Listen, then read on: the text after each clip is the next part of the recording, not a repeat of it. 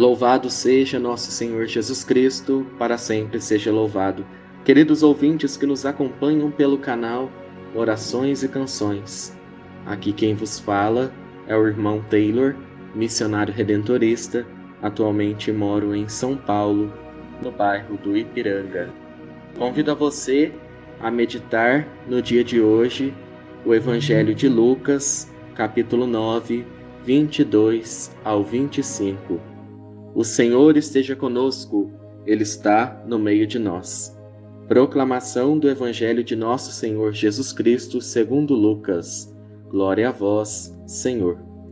Naquele tempo, disse Jesus aos seus discípulos: o Filho do Homem deve sofrer muito, ser rejeitado pelos anciãos, pelos sumos sacerdotes e doutores da lei.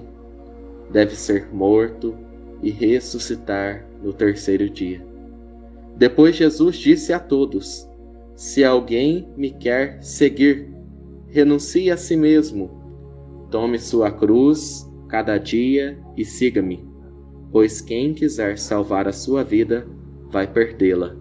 E quem perder a sua vida por causa de mim, esse a salvará. Com efeito, de que adianta a um homem ganhar o mundo inteiro, se perde e se destrói a si mesmo? Palavra da salvação. Glória a vós, Senhor. Queridos irmãos, queridas irmãs, no dia de hoje meditando sobre este evangelho tão bonito, Lucas, capítulo 9, 22 ao 25. Os evangelistas, cada um à sua maneira, se referem à questão da identidade de Jesus. A interpretação dominante entre os discípulos, vindos ao judaísmo, era que Jesus seria o Messias davídico, esperado conforme a tradição antiga do Primeiro Testamento. Jesus rejeita ser identificado como este Messias, Cristo, o restaurador do reinado de Davi.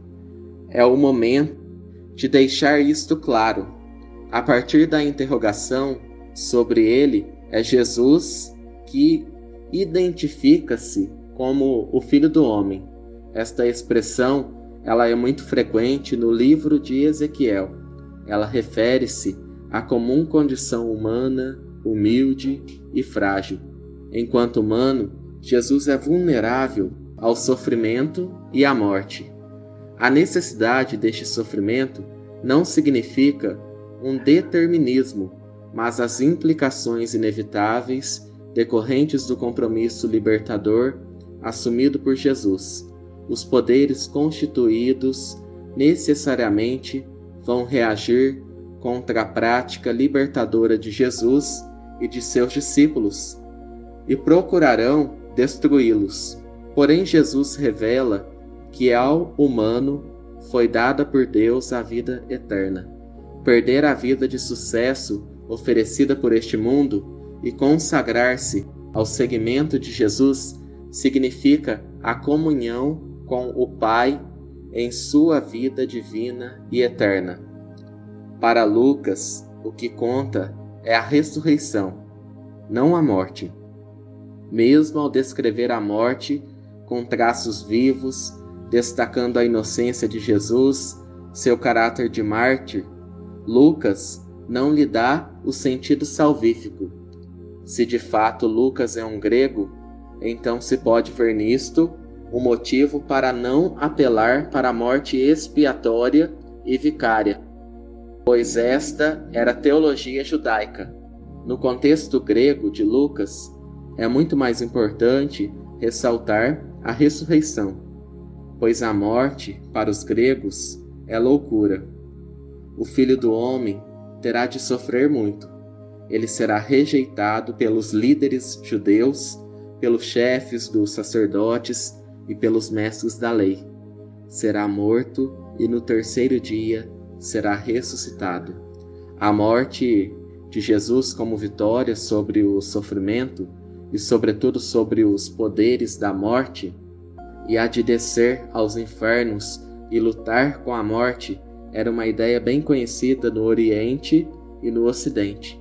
Faz parte da metodologia de muitos povos que o aplicavam aos seus heróis. Esta ideia penetrou no judaísmo tardio e dali passou para o Novo Testamento. Nesta mesma perspectiva, também Cristo tem vencido os poderes da perdição. Ele conquistou a salvação, descendo ao reino dos mortos, libertando os que aí estavam presos, desde Adão até o último homem. A concepção é de que Cristo, na hora da sua morte, desce até ali e derrota, numa luta, o príncipe dos demônios. No Novo Testamento, encontram-se vestígios desta visão mística. Em Mateus, nós podemos olhar também lá no capítulo 27, que narra o momento da morte de Jesus, que a terra tremeu e se abriu. Muitos mortos saíram das suas sepulturas e entraram na cidade. Assim Jesus, pela sua morte, liberta os mortos que lá estavam presos. Com esta visão mítica, personifica-se o poder que age sobre a morte.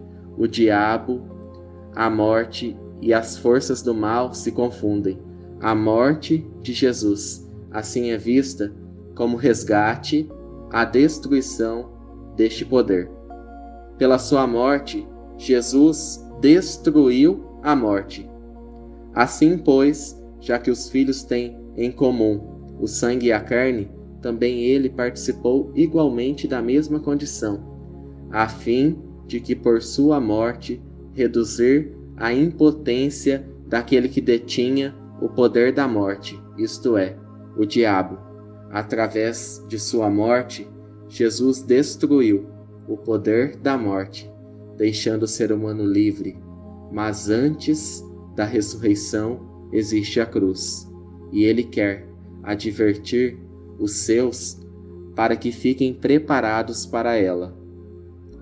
Como aos apóstolos também, cada um de nós está sendo convidado a segui-lo, passando por tudo o que ele passou, a fim de que no final possamos ressuscitar com ele para a eternidade. A morte não determina o fim. A morte não possui a última palavra. Para aquele que está em Jesus, a morte não nos mata. Obrigado a você que nos acompanhou no dia de hoje através das orações e canções. Que Deus vos abençoe.